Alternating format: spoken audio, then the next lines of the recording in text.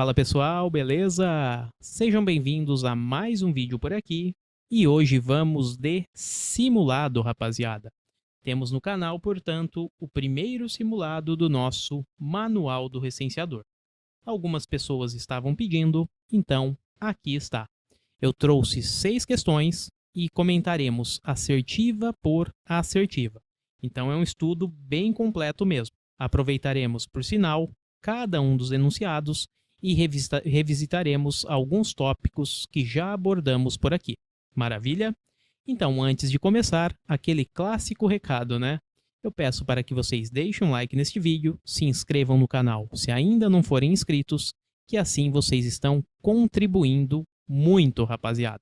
Mas bora lá, questão de número 1 na tela. Qual a missão do IBGE? Letra A. Retratar o Brasil com informações necessárias ao conhecimento de sua realidade. Apenas. Letra B. Retratar o Brasil com informações ao conhecimento de sua realidade e ao exercício de sua soberania. Letra C. Retratar o Brasil para implementar as políticas públicas. Letra D. Retratar o Brasil com informações ao conhecimento de sua realidade e ao exercício da cidadania. Eu peço para que pausem o vídeo e voltamos com o gabarito em 5 segundos.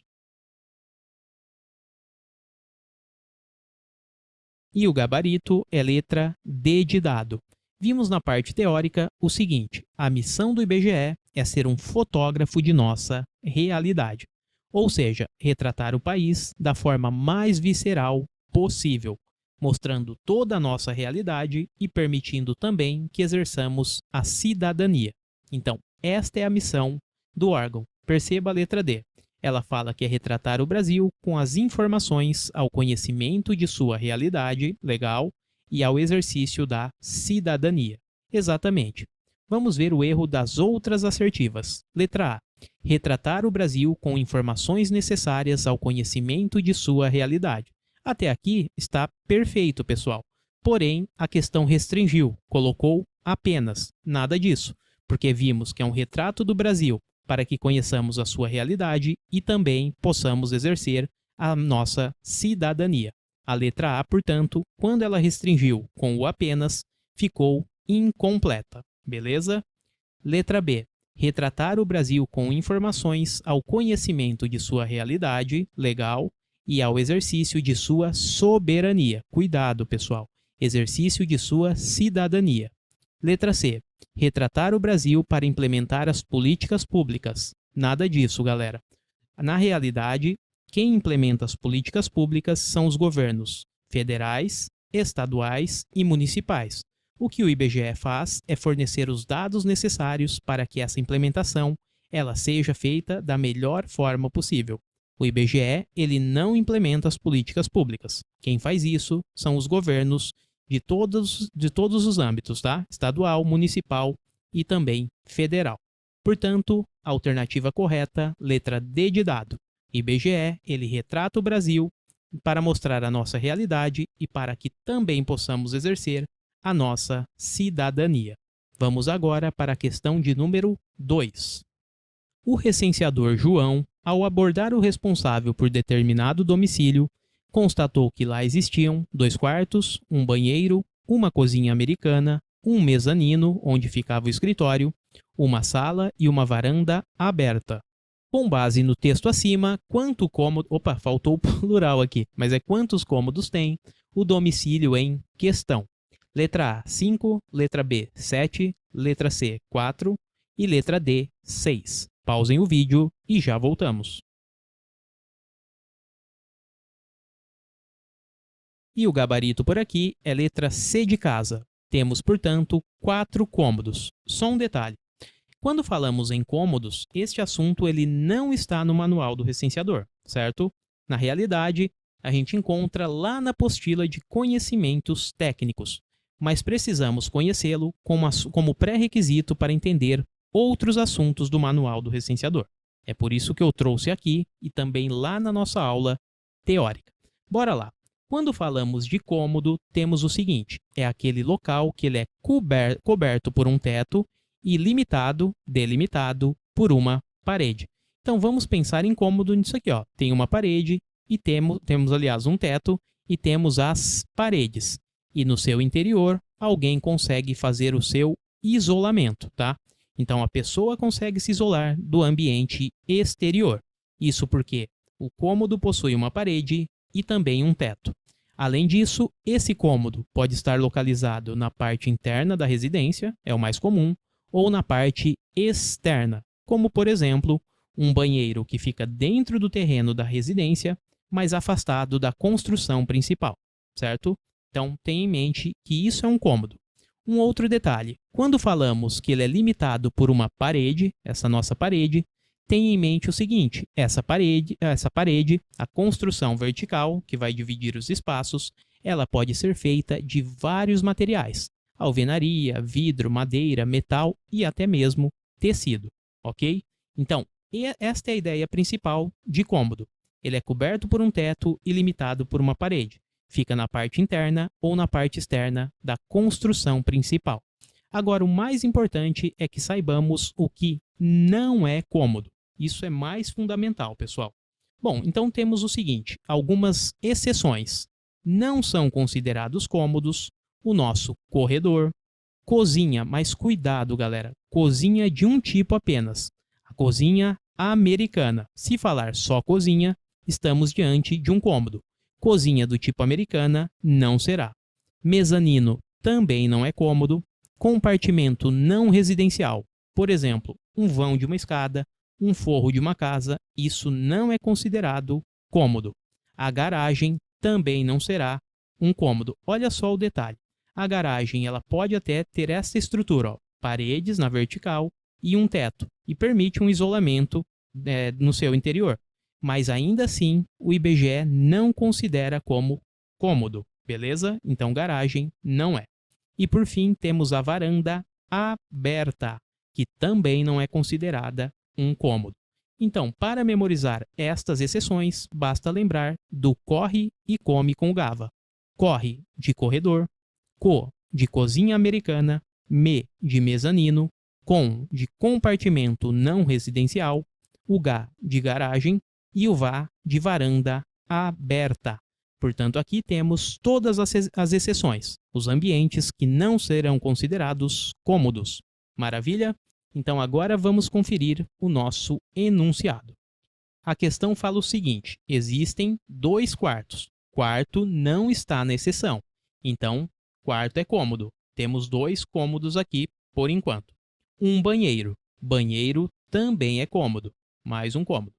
Uma cozinha, do tipo americana. Cozinha americana não é cômodo e não poderemos, então, contabilizá-la.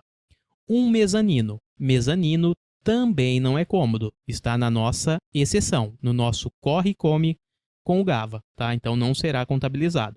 Uma sala. Sala é cômodo. Poderemos contabilizá-la.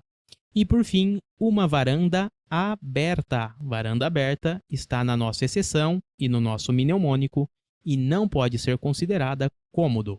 Então temos na realidade 4 cômodos apenas. Portanto, gabarito letra C de casa, beleza? 2 quartos, um banheiro e uma sala formam os cômodos deste enunciado. Vamos avançar agora para a questão de número 3. Questão 3. Só deixa eu riscar uma parte que está incorreta aqui, mas vamos lá.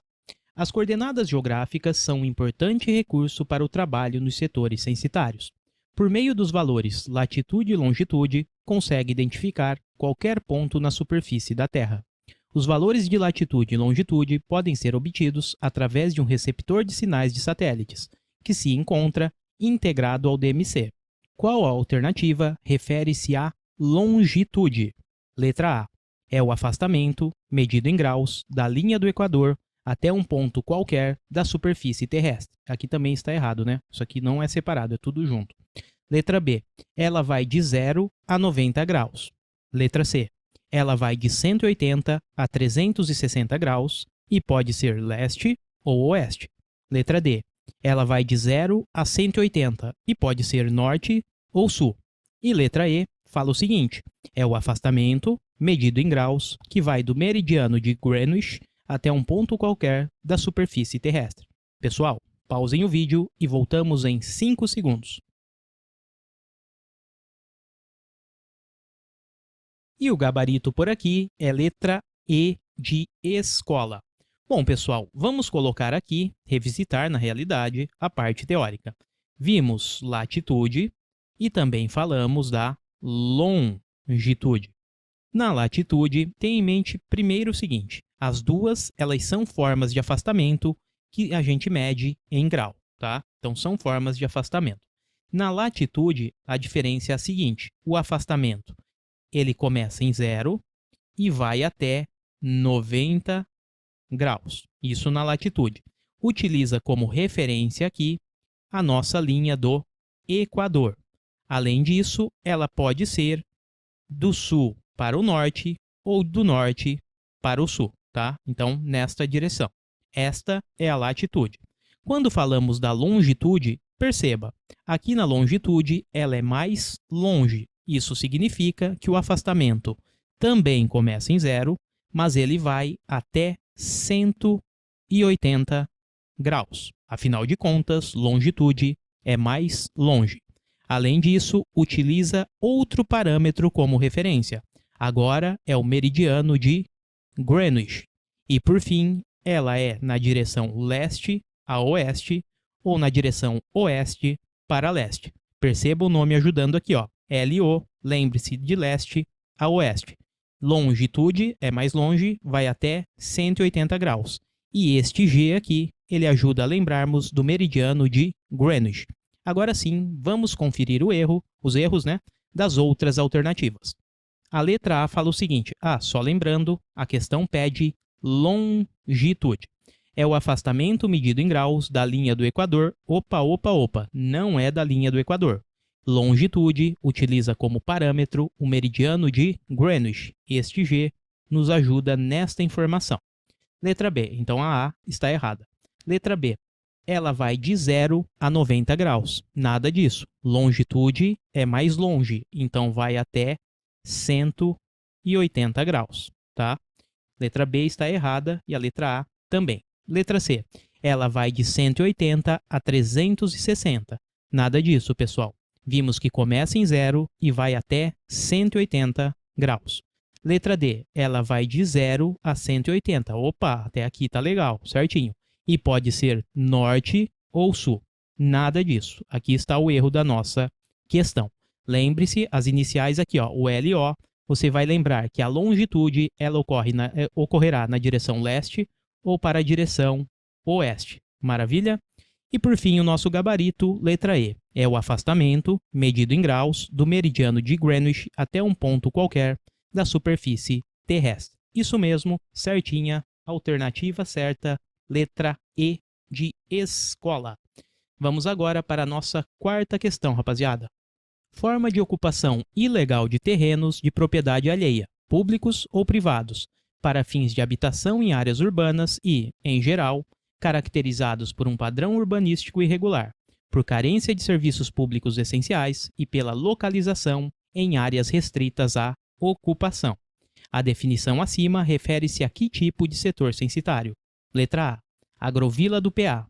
Letra B, agrupamento quilombola. Letra C, alojamento/acampamento. Letra D, aglomerado subnormal. Pausem o vídeo e voltaremos em 5 segundos. E o gabarito por aqui é letra D. Se liga, o comando da questão, ela fala de uma ocupação que ocorreu de modo ilegal em um terreno ou propriedade alheia, a famosa invasão. Neste caso, estamos diante de um aglomerado subnormal. Vamos aproveitar esta questão para revisitar os tipos de setores censitários. Este nosso mapa mental, vimos na aula teórica, né? Mas aqui vamos passar de forma superficial, mas só para revisar mesmo. Bom, quando falamos destes tipos de setores, o primeiro que surge é o agrupamento. Podemos ter um agrupamento indígena ou um agrupamento quilombola. O agrupamento indígena ele é aquele local que reúne 15 ou mais indígenas, que estejam ligados por vínculos familiares ou comunitários. Agora, o agrupamento quilombola, que é bem parecido, também é um local que reúne 15 ou mais indivíduos autodeclarados quilombolas. Aqui está uma das diferenças. Então, neste caso dos quilombolas, temos indivíduos autodeclarados quilombolas, residindo em uma ou mais moradias contíguas. Além disso, ligados por vínculos familiares ou comunitários. Um outro tipo de setor censitário é o aglomerado subnormal, que é, por sinal, o gabarito da nossa questão.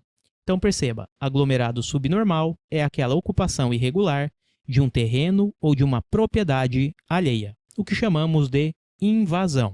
Temos ainda o setor com baixo patamar domiciliar. É aquela área com baixa quantidade de domicílios ou ainda que não possui nenhum domicílio. Temos também o alojamento ou acampamento. O alojamento é aquele domicílio coletivo temporário, que está vinculado a uma empresa ou ainda a uma instituição. Já em relação ao acampamento, são instalações mais rudimentares, precárias, como barracas e tendas. Perceba só, nos dois casos, tanto no alojamento como no acampamento, precisamos ter, para que sejam caracterizados, pelo menos 50 pessoas residindo por ali há pelo menos um ano, tá? Então, estes são os nossos requisitos. Temos ainda como tipos de setores censitários o quartel ou base militar. Neste setor, temos uma área administrada por um comando das Forças Armadas. E, novamente, precisamos ter ali pelo menos 50 habitantes residindo há mais de um ano, ou seja, 50 militares que residam há mais de um ano. Outro setor é a agrovila do PA ou projeto de assentamento. Neste local, neste setor, temos o seguinte, é aquela área com mais de 50 domicílios associados a projetos de assentamento. Além disso, temos aqueles setores relacionados aos conventos, hospitais, ILPI e também IACA, ou seja, os locais que acolhem crianças, idosos e enfermos. Nestas localidades, precisamos ter mais de 50 habitantes que estejam ali de modo permanente e residam há mais de um ano no local, ok? Temos também a unidade prisional. É aquele local que contém mais de 50 presos de modo permanente. E o nosso último tipo de setor é o não especial. Aqui encontraremos por exclusão. Não se encaixando em nenhum dos setores acima, será considerado não especial, ok? E assim fizemos uma rápida revisão dos tipos de setores censitários. Podemos avançar para a questão de número 5. Pedro nasceu no dia 5 de agosto de 2022 e mora com seu pai José e sua mãe Maria. André, que também era filho do casal, faleceu no mesmo ano, um mês depois do nascimento de Pedro. Levando em conta que o recenseador do IBGE só fez a coleta das informações dessa residência em setembro, pergunta-se: quem deverá ser contabilizado neste local para fins estatísticos? Letra A: José, Maria e André, apenas. Letra B: José e Pedro, apenas. Letra C: José, Maria, Pedro e André.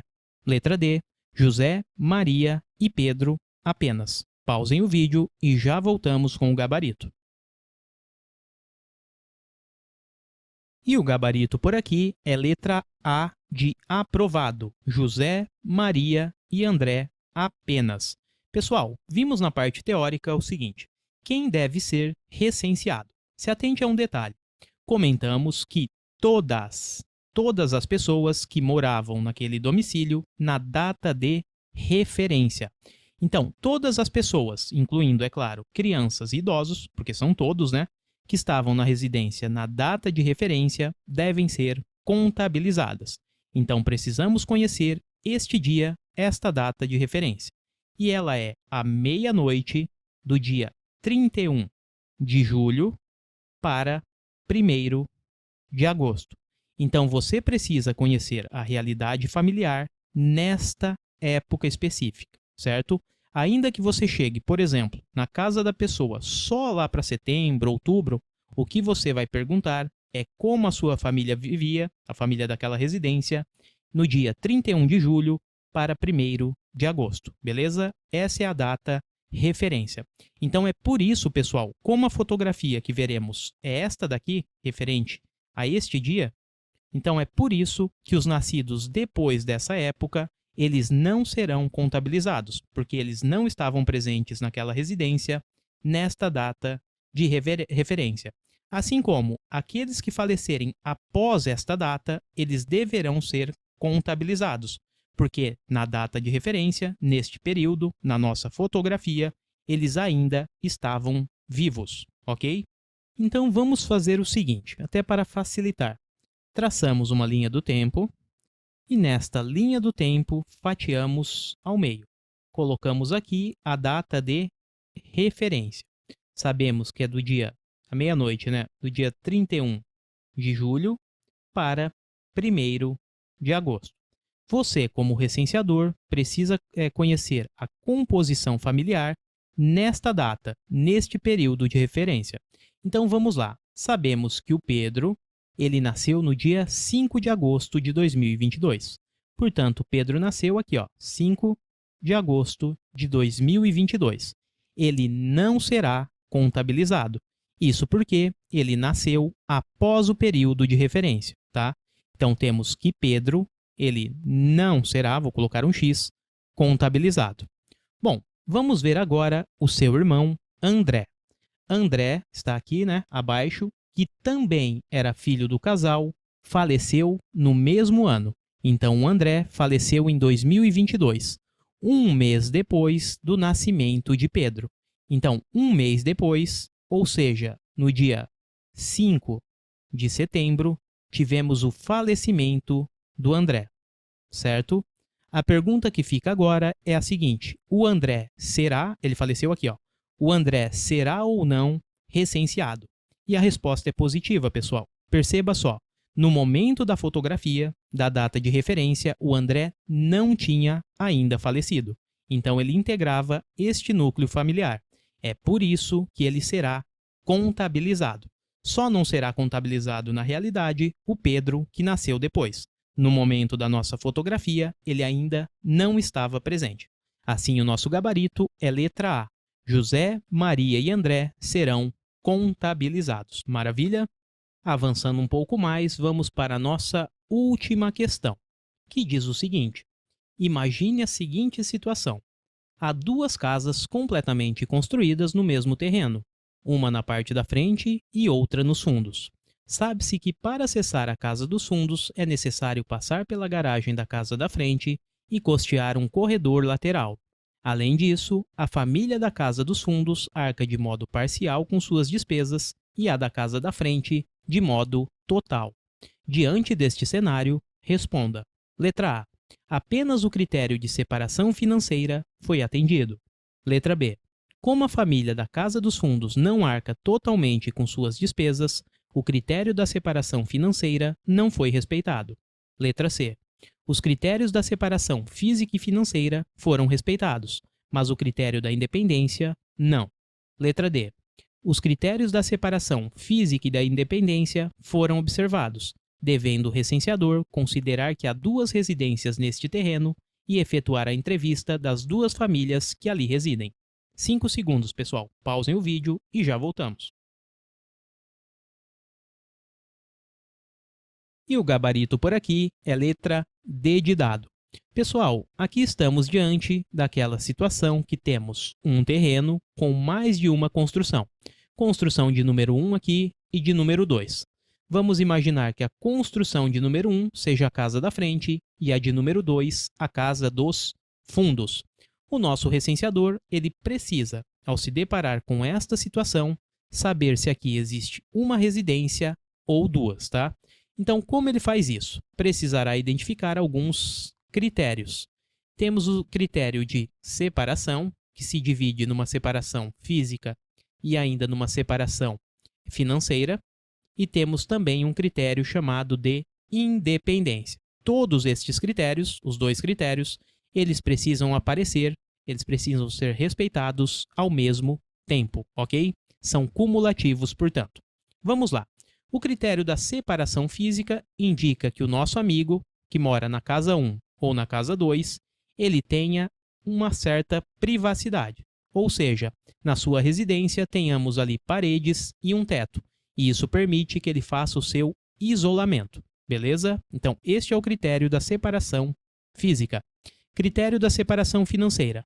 O morador da casa de número 1 paga de modo total ou parcial as suas contas e o morador da casa de número 2 faz o mesmo. Não existe entre eles qualquer dependência, beleza?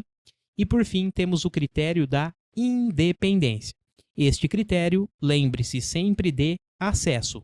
Se o acesso se dá de modo direto, ou seja, sem a passagem por cômodos de outras residências, teremos o critério da independência sendo respeitado. Agora, se o nosso amigo da casa de número 2, que é a casa dos fundos aqui, ó, se ele precisa, para chegar na sua residência, passar pelos cômodos da casa de número 1, teremos então que o critério da independência não foi respeitado. Beleza? Então, estes são os nossos critérios. Vamos ver agora no enunciado da questão. A questão diz o seguinte: há duas casas completamente construídas. Opa, opa, opa. Se a casa está, as casas, né, estão completamente construídas, temos ali tetos e paredes. Isso significa que o critério da separação física está atendido. Legal. Continuando. Uma na parte da frente e outra nos fundos. Sabe-se que para acessar a casa dos fundos é necessário passar pela garagem da casa da frente e custear um corredor lateral. Vamos lá. Essa ideia que falamos de acesso, né? Então, suponhamos que a casa de número 2 é a casa dos fundos e a casa de número 1 é a casa da frente. O enunciado da questão fala o seguinte, pessoal. Para acessar a casa dos fundos, a de número 2, é necessário passar pela garagem da casa da frente, de número 1, e depois caminhamos por um corredor lateral. Perceba, o critério da independência ele foi respeitado, porque não precisamos passar dentro de um dos cômodos da casa de número 1, ok? Então aqui temos o critério da independência sendo respeitado. Olha só a importância de conhecermos cômodo, por isso que eu trouxe na outra questão. A partir do momento que sabemos que garagem e também um corredor não é cômodo, vamos identificar com naturalidade que este acesso ele se deu de modo direto, ou seja, não houve passagem dentro da residência da frente, dentro da casa de número 1. Maravilha? Então, temos aqui que o critério da independência também está respeitado. Seguindo mais um pouco, a questão continua. Além disso, a família da casa dos fundos arca de modo parcial com suas despesas e a da casa da frente de modo total. Maravilha, pessoal! O critério da separação financeira também foi respeitado. Cada uma das famílias, elas arcam de modo total ou parcial com suas despesas. Então, vamos ver o erro de cada uma das assertivas, lembrando que o gabarito é D de dado. Letra A fala o seguinte: apenas o critério da separação financeira foi atendido. Nada disso. Vimos que todos os critérios foram atendidos, da separação física, financeira e critério da independência. Letra B. Como a família da casa dos fundos não arca totalmente com suas despesas, o critério da separação financeira não foi respeitado. Negativo, pessoal. Falamos que o critério da separação física ele será respeitado se a família arcar total ou parcialmente, repito, ou parcialmente, com suas despesas, beleza? Então, pode sim arcar de modo parcial. Letra C. Os critérios da separação física e financeira foram respeitados, beleza? Mas o critério da independência, não. A segunda parte da questão, ela erra, porque o critério da independência, ele também foi respeitado. Perceba só, para acessar a casa dos fundos, a de número 2, não temos que passar por nenhum cômodo da casa da frente, a de número 1.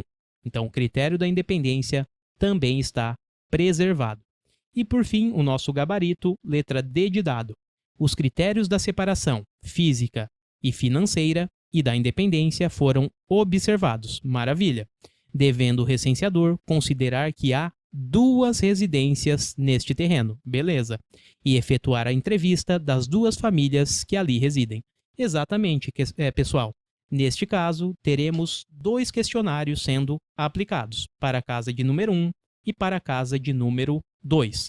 Isso porque todos os critérios de separação e de independência foram respeitados e observados. Maravilha?